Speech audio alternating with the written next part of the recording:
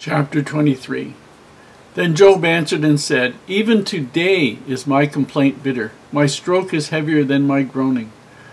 Oh, that I knew where I might find him, that I might come even to his seat. I would order my cause before him and fill my mouth with arguments. I would know the words which he would answer me and understand what he would say unto me. Will he plead against me with his great power? No, but he would put strength in me. There the righteous might dispute with him, so should I be delivered forever from my judge. Behold, I go forward, but he is not there, and backward, but I cannot perceive him. On the left hand where he doth work, but I cannot behold him. He hideth himself on the right hand, that I cannot see him. But he knoweth the way that I take. When he hath tried me, I shall come forth as gold.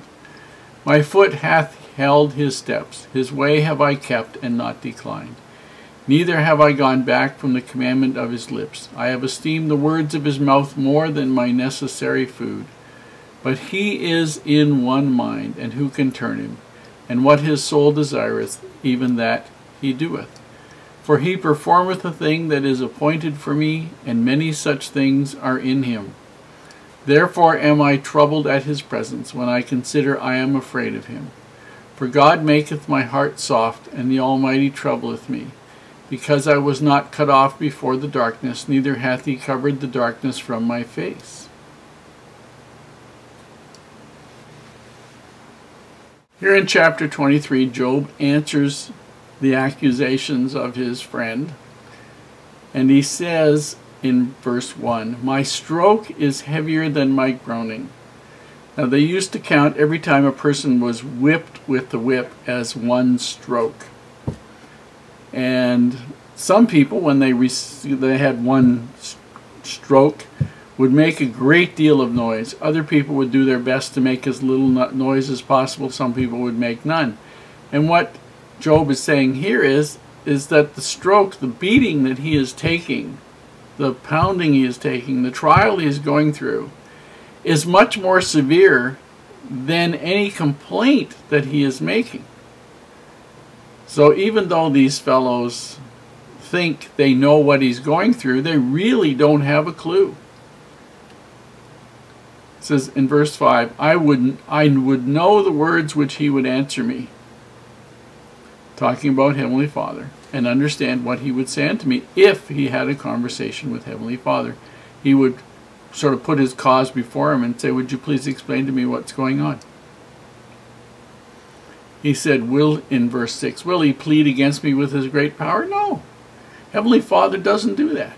What Heavenly Father does is if there are challenges that come, he gives you the strength to overcome the challenge. It isn't that he tries to avoid the challenge.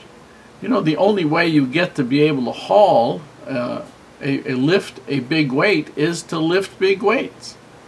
You don't get to lift a 250-pound bench press or overhead press by dealing with 5-pound weights. If you want to be strong enough to carry the bigger weight, you have to practice carrying the bigger weight. And what he wanted Job to learn was, you can carry a lot more than you think. And that's the same message we all need to get. We can carry a lot more than we think. Every time we face a challenge, a lot of people complain to God, oh, please, this is too hard. Well, excuse me, but if your potential is to become as God, which is what we're going to learn in the New Testament, if that's your potential, then when are you going to learn to think and act like God if it isn't here on earth? Anyway, it says, my foot hath held his steps, his way have I kept and not declined. In other words, he has walked the path that Heavenly Father the Lord has set out before him. And he has not deviated from that, nor has he stopped doing that. That was the not decline.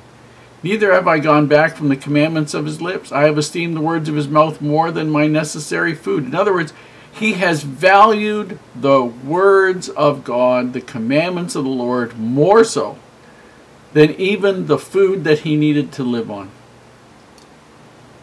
That is a pretty remarkable thing. For God maketh my heart soft, and the Almighty troubleth me. Because I was not cut off before the darkness, neither hath he covered the darkness from my face. In other words, because he didn't die before all this blackness and depression and challenge and everything came, he hasn't covered it. He hasn't answered his prayers and said, take it away from me. I don't want to see this. There's a reason why the Lord is letting this happen to Job. It is for Job's eternal well-being. Although it doesn't make the trial any easier now, later on, Job will recognize it for what it was.